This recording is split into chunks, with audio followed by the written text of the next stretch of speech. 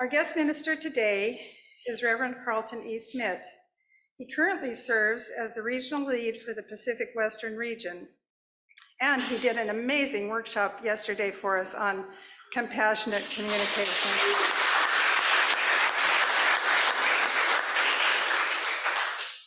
Beyond that, his impressive history includes the UUA Congregational Life Staff Group serving the Southern region before his present job, parish minister serving UU congregations in Metro New York, Greater Boston, Northern Virginia, and Oakland, California. Reverend Smith graduated from both Howard University's School of Business and its School of Divinity, summa cum laude. He's been a candidate for the U.S. Congress and for state senate, both in his home state of Mississippi. Reverend Carlton was a founding member of the Organizing Collective for Black Lives of Unitarian Universalism. He currently serves as a board member for the Living Legacy Project and is a member of the campaign board for the LGBTQ Victory Fund. Now, after hearing all that, you won't be surprised to find out that on his next birthday, he's going to be 107. So, welcome. Good morning to you all. It's so great to see some of you again after our compassionate communication workshop yesterday, and to be meeting some of you for the first time. Greetings and salutations to everyone on Zoom as well. Wanted to offer some additional greetings to you from Reverend Julia Hamilton of the Unitarian Universalist Society of Santa Barbara, whom I had a chance to visit with, and we had walked on the beach. I got tar on my heels. I didn't even know that was a thing, but there you go. From my friend and colleague down in the Palm Springs area where I'm living now, Reverend Tom Anastasi, who once served here with you all. I also bring you greetings from Dr. Melissa James, a member of the Pacific Western Region Congregational Life Staff that I had the honor of hiring 3.5 years ago, and who's doing tremendous work supporting leaders and ministry in many of our Pacific Western Region congregations, including at Live Oak. She's your primary contact. And I hear that as a congregation, you've been learning from and studying the writings of my colleague, Reverend Dr. Teresa Cooley, who actually hired me when I started working with the Southern Region team over a decade ago. We also have Reverend Paul Beadle in common, who served here as well, and who I know from my days as part of the Southern Region team when he was the minister at the First Unitarian Universalist Church of New Orleans. So we've got connections and only a degree or two of separation, though this is my first time here this weekend. It was Jeannie who extended the invitation for me to lead the workshop with you all, and I think that was through Dr. Melissa's recommendation. I want to thank her for her steadfastness and her commitment to having this weekend be one that would support building community and connection within the congregation. I also want to thank Reverend Jonathan Young for his involvement and encouragement. He, Ann, and Jeannie and I had dinner together yesterday evening at Moby Dick out on the wharf. That was beautiful. And I'm grateful to the whole team that helped Saturday's workshop come together so well. That would include Kristen, Eric, Melanie, Drew, Megan, Carolyn, Kendra, and Paul, and probably several others of you. I'm grateful to everyone who showed up in person and online yesterday, and today I'm grateful for the choir and Kevin and Jim. So what did we do yesterday from 9:15 to about 2:45 in the afternoon? I offered an introduction to compassionate communication based on Marshall Rosenberg's book, Nonviolent Communication, A Language of Life. Reverend Jonathan reminded me that before writing the book, Marshall Rosenberg workshopped it nearby in Santa Barbara, the ideas in that book. And the central idea is this, if I were to summarize a little bit. Nonviolent communication, also known by the initials NVC, and compassionate communication is a language of life that connects us with our compassionate selves, enriches communication, helps resolve conflict within ourselves and with each other and with others, and reduces physical, emotional, and verbal violence in the world. Yesterday, we watched Marshall Rosenberg talk on video, he's not alive anymore, talk about how he used compassionate communication to interview and support international and ethnic parties that were in conflict with each other, as well as interpersonal confrontations. We discussed the 4 parts of compassionate communication, specifically making an observation without judgment, identifying feelings associated with that observation, the needs that are being met or unmet in that interaction, and then a specific request for clear action that's beneficial for everyone involved. We did a series of exercises where we tried out our skills at discerning whether communications met the criteria of being compassionate based on Marshall Rosenberg's understanding. Then we got into the fishbowl together. It's not quite a fishbowl where everybody was gathered around. It was more like a fish tank because everybody was on one side. And I had a chance to sit with some brave souls who were willing to role play with me some of their interactions with people that they care about, as we explored possible ways compassionate communication might give them more options when life gets awkward and communication is tense. So for this morning's homily, reflection, sermon, what's it called here? All of the above, pretty much. You know, this part of the service. For this part of the service, I'm going to put myself in the fish bowl or the fish tank and share with you some examples from my own life where I saw some of the elements of compassionate communication coming together with the hopes that you might see a little bit of your humanity inside of mine. Is that okay? So we're going to talk first about identifying feelings, because that was like one of the exercises that we did yesterday. Take a sip of water.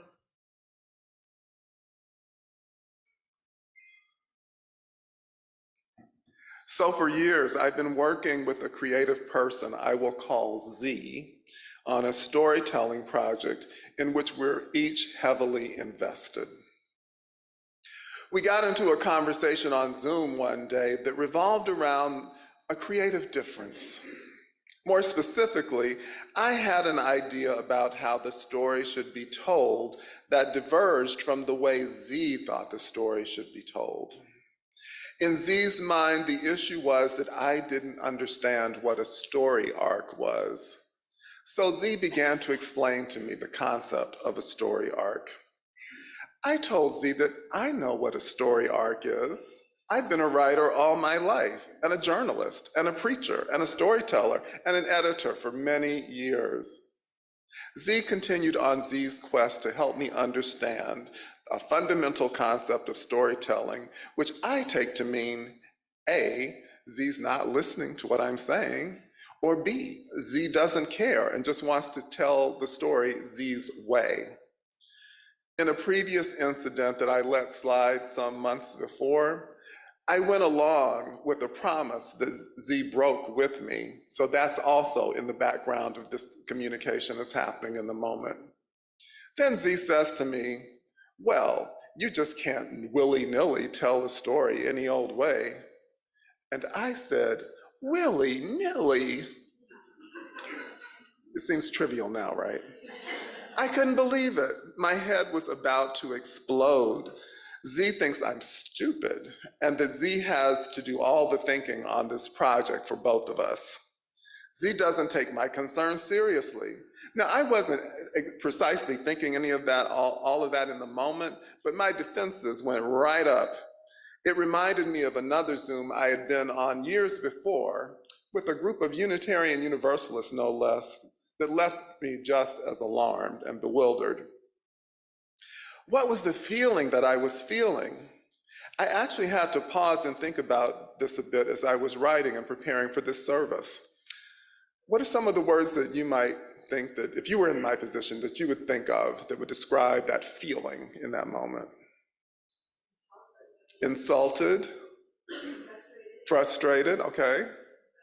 Exasperated, angry, disrespected, hurt, anguished. So many, right? So thank you for all of those. Those are all in the ballpark for sure. Other words that I came up with were estranged, isolated, alienated, insulted, as someone had said, abandoned. Yet there was another word, the first word that I really sort of got quiet, meditated for a second on that. Thank you for that exercise, Jeannie, appreciated it. So I got into sort of a more meditative space and I thought about a word, and what came to me, lonely. Hanging out with the word lonely and the experience of being alone, and I let that sink in for a while, and I got to another word that felt even more accurate. Want to know what that word was? Forlorn. Not a word we use very often these days, so I had to look it up just to check what I was thinking. Forlorn, adjective, first definition, pitifully sad and abandoned or lonely. Used in a phrase, forlorn figures at the bus stop. Second definition, said of an aim or endeavor, unlikely to succeed or be fulfilled, hopeless, used in a phrase, a forlorn attempt to escape. Going to the etymological dictionary and boiling it down to its Proto-Germanic roots of the modern word, you would get that forlorn is to completely lose. So behind all of that sense of what was said and what was done to me was a sense of being abandoned, alone, forlorn, and completely lost and hopeless. So again, I didn't have access to all that language in the moment. All I knew in that moment that my feelings were very big. I felt overwhelmed and out of control. I told Z, I can't talk about this anymore right now. I have to go. Let's pick up this conversation later. And with that, I closed the lid of my MacBook and tried to catch my breath. I tried to reach out to Z afterward and set up time for a face-to-face conversation. What I found out that based on my abrupt ending to our Zoom call, Z no longer felt safe in my presence, not just in private, but also in public, so much so that he wouldn't meet me for coffee either in private or in public. He said, "Your anger worries me, to be honest." He only wanted to meet and talk on Zoom. And I didn't see the point of meeting on Zoom if we had that kind of breakdown in trust where we couldn't even be in public together and he felt he could trust me, that I was so scary that I could not be trusted to do him any harm. So we had very little communication for weeks that turned into months, and that turned into over a year that we weren't really in touch with each other. Then we had a chance encounter at the local UPS office. Z saw me first. We embraced and exchanged pleasantries. Z wanted to meet, but I was on my way to another place and I was going to be gone for a long while. So we had to meet either like right then or it wasn't going to happen at all. So we met at a nearby coffee shop, finally, like I had proposed more than a year ago.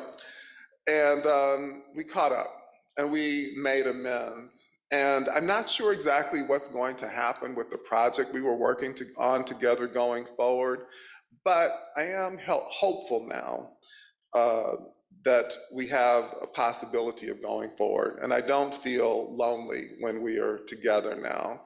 So that's an example of identifying a feeling. So there's all these feelings that could be said about things that I might have felt were done to me, like feeling like he abandoned me or he insulted me, but underneath that was a feeling of loneliness that really felt like it encapsulated what I was experiencing. So there's something to be said, I think, for being able to take that time to pause and connect with our authentic feelings in a deeper way, not in a surface way, but to take the time to go deeper. Next, I'd like to share an example with you of making an observation without judgment and identifying feelings and making a specific request. And this time, the roles were like a little bit switched. This was another person in my life. So I have a mentee that I've been in weekly conversations now for going on 2 years. I will call them Sam. Sam is much younger than me, that I am, and is going through some financial hardships that reminded me of some of my own challenges when I was about their age. In a recent Zoom conversation with Sam, Sam was describing some choices Sam made with a relative of theirs that, as I listened to Sam, I regarded them as lacking integrity. I even went to the extent of describing Sam's choices to Sam as slimy. I could feel Sam bristle a bit when I said that, and began to explain to Sam, and began to explain how hard, and Sam began to explain how hard Sam was working to do the right thing and had been working to do the right thing for many months.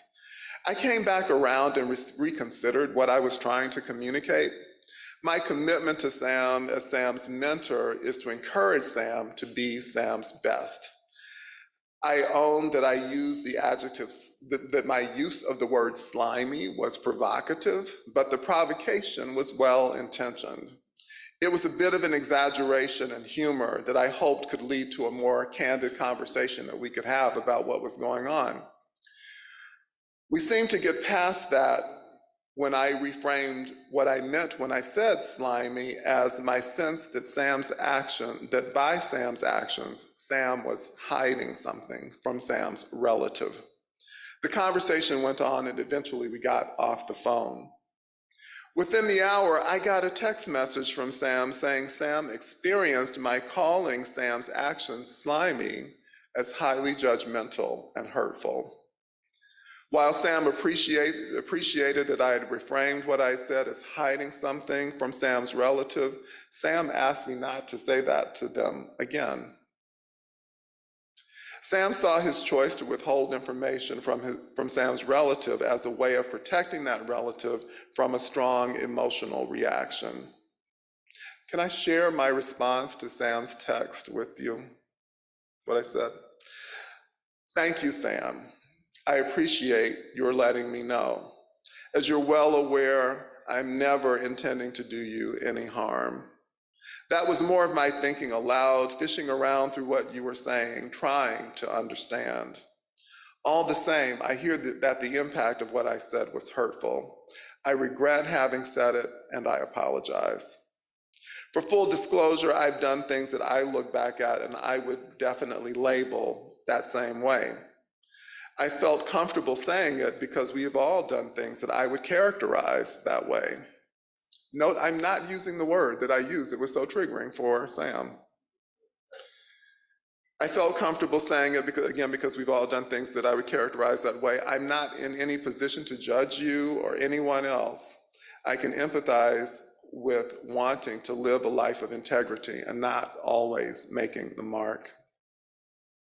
It's not the first time in an effort to say something helpful that I've missed the mark. I appreciate this lesson and I appreciate you. And that's how that text message ended. And to that message, Sam sent a reply saying that Sam understood my motivation, that Sam was a sensitive person, and that I was a great mentor. That was very kind of Sam to say. Sam acknowledged that there were indeed other options with regards to Sam's actions with that relative, including some of the suggestions that I had made, which would have helped Sam make the mark that Sam was aiming for in Sam's own evolution. So that's an example of making an observation. So Sam had observed what I had said and the word that I had used that was so triggering. And out of that came the feeling that it was associated with it, Sam's being hurt. And from that came a specific request that I not use that word to describe any of Sam's actions again. So that's another example of kind of like putting compassionate communication to work. So it's also possible for us to listen compassionately. And I'd say that that's what was happening in that interaction that I'm describing with Sam. It's a way of trying to understand and hear that is taking into consideration what's going on with that other person, rather than it being focused on me and me trying to defend myself or to say, no, I didn't mean it like that, but really trying to connect.